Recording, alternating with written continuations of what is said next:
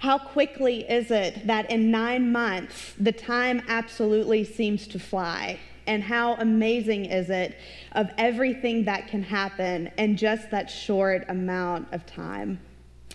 In the late last summer of last year, I had started visiting here at First Christian Church. And one particular Sunday, Brian preached an absolutely powerful sermon that was liberating for women. I looked around me and I was moved by the beautiful black and white pictures that are posted along our sanctuary walls, taken from all the ministries that First Christian has been a part of. I immediately experienced that warm welcome that First Christian strives to extend to every single person who walks through those doors. And I knew immediately that I wanted to be a part of this community.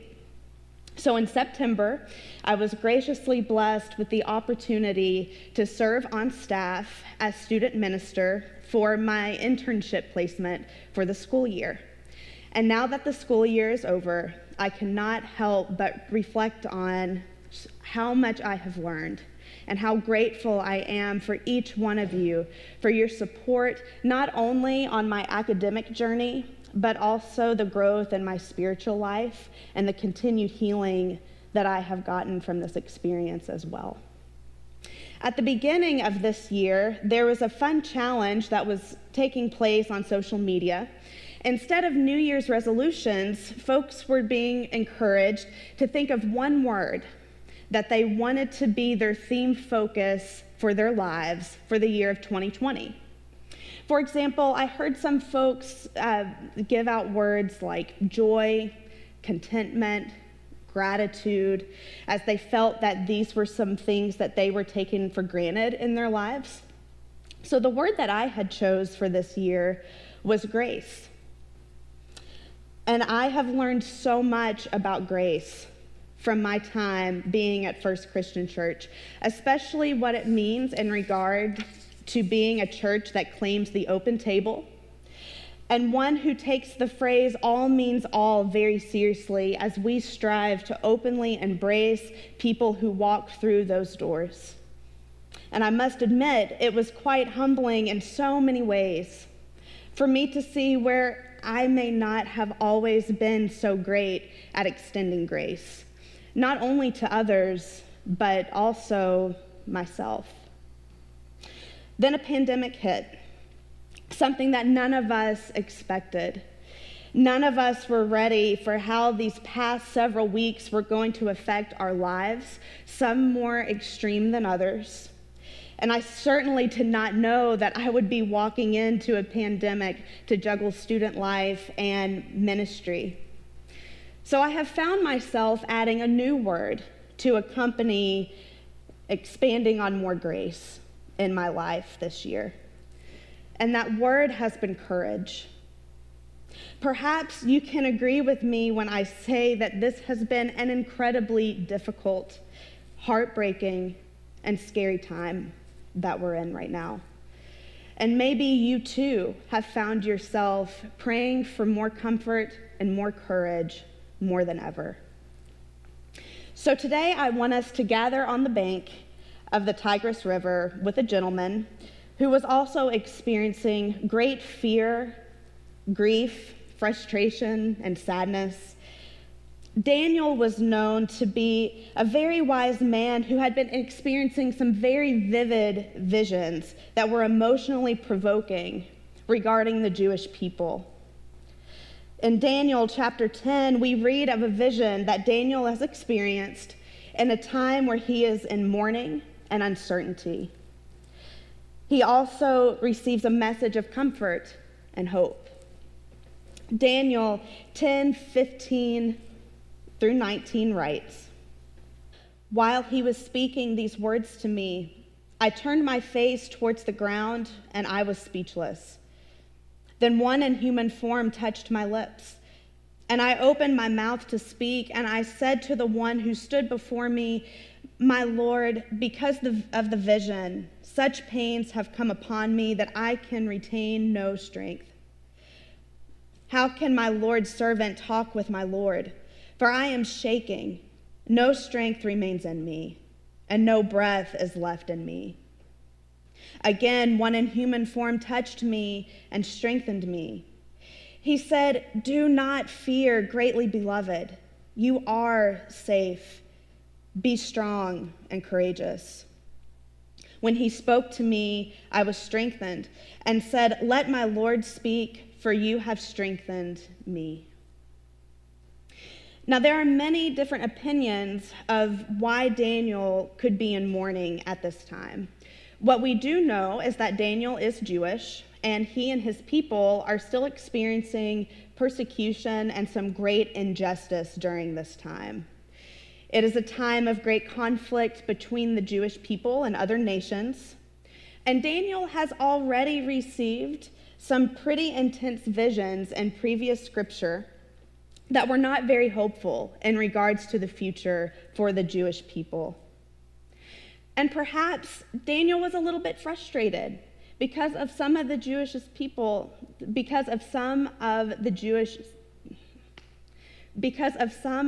people's indifference and not seeming very proactive to go to the, It is possible that Daniel was even frustrated with his own people, as they seem to have been kind of indifferent, not being very proactive about returning to their own land. And there were also several divisions among the Jewish people as well, which I imagine was very heartbreaking for Daniel. I must be honest, I have related to Daniel in many ways these past few weeks. It has been incredibly discouraging to learn about the number of deaths around the world and close to home due to COVID-19. It has been quite disheartening and even infuriating to see how some refuse to protect, encourage, and support their neighbors through this health crisis.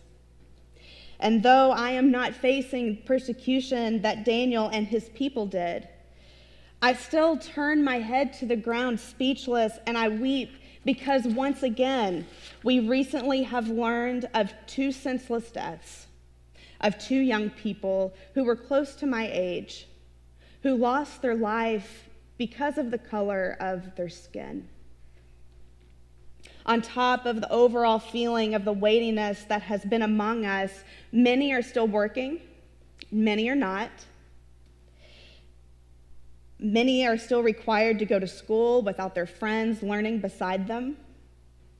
Parents, grandparents, caregivers are required to teach, whether you are a teacher or not. And we have been greeting one another through a screen instead of connecting with one another through a hug or a handshake. I think it's fair enough to say that we all have needed to hear what the angel told Daniel, to not fear, to know that we are still God's beloved, that we are safe, and that it is okay and clear to be strong and courageous, and to know that you and I are still cared for deeply by God.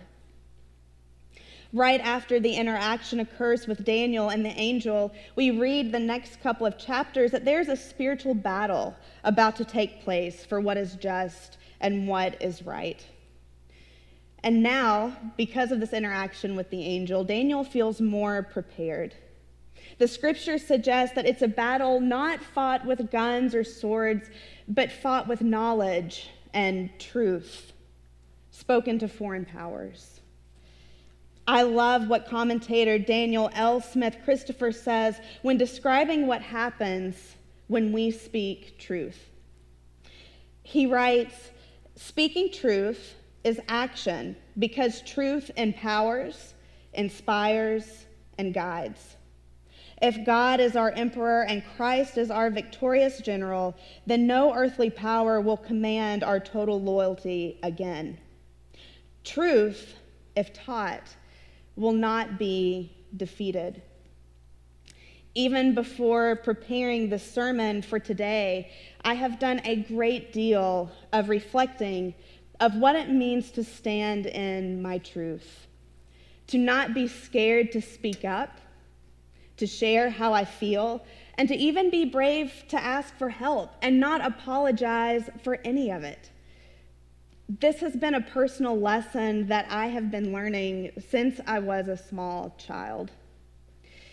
Because of a teacher who was not very patient and not very kind with me and other students when we had questions, I told myself a big old lie when I was a 6-year-old, that if I just stay quiet, I won't be annoying, I won't be in the way, and maybe people will like me. I told myself the complete opposite of what God tells us, that we are safe, that we are loved just for how we are, and that we each have a powerful role to play in this spiritual battle, so to speak. Oh, how that lie can rob a child or an adult from so many adventures, so much fun, so much growth, and so many opportunities to make a difference. I believe that fighting a battle for goodness with truth not only looks like education and knowledge, but it looks like how we're true to ourselves. When we are not afraid to show up to the world just as God created us, and we each bring unique gifts and perspective and knowledge to the table, that with intentions, good intentions, we can use it to work together, to strive to bring more goodness and justice and kindness into the world. So, friend, I want to take a moment and share with you some affirmations that I have been meditating on as I have been praying for more courage through my life, and especially through this school year and through these past few weeks. So my prayer for you, friend, is that may we all find the courage to accept these truths. Number one, during times like these, when the collective energy is heavy, confusing, uncertain, it is okay not to have it all together. I read in an article that we're not working from home. We're working through a pandemic, and we're all experiencing some level of grief and anxiety during this time, and it's hard. Number two, self-care is crucial during this time, and self-care will still be important from here on out. It is absolutely necessary to listen to what your body and spirit needs. If that is a nap, if that is a break, if that is a bowl of ice cream, a walk, seclusion, whatever it may be, honor what your spirit and what your body is asking for. We have to put back into ourselves, or we are of no good to other people, and we can't pour from empty vessels. And number three, which has been on the forefront of my mind this week, is that your body is still good. Whether you have taken this time to step on your workout game, or you're coping with ice cream and carbs, wherever your body is right now, you are made in the image of God. You are made perfect, and your body is what carries you to the places that you serve and that you make a difference in this world. And number four, it is okay to make mistakes. We've dropped the ball a few times during quarantine, and we'll continue to drop the ball some more after quarantine. You are not your mistake. It's just a lesson. Number five, it is more than okay to be nervous or to be scared. And perhaps that fear is letting you know that you're about to do something that's really big and that's really great and it's brave. And number six, last but not least, friend, God created you to take up space in this world. Stop making yourself small to make other people feel comfortable. Be bold and be you. Use your voice to speak your truth, and speak it loud and speak it clear. Speak up for kindness and speak up for those whose voices do not get heard in our society. We need to speak loud and advocate for one another more than ever during this time. And the last I have for number 7 is have courage to show grace to others and yourself.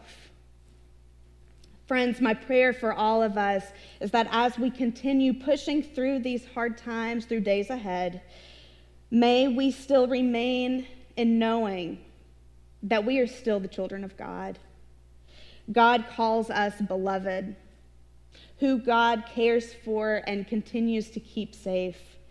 And may we know that God gives us a spirit of courage to speak the truth that the world needs. It might not always be popular, but God can do something so incredibly healing in ourselves and in the world when we speak what is right and what is true. Be courageous and continue to care for yourself and care for one another. Amen.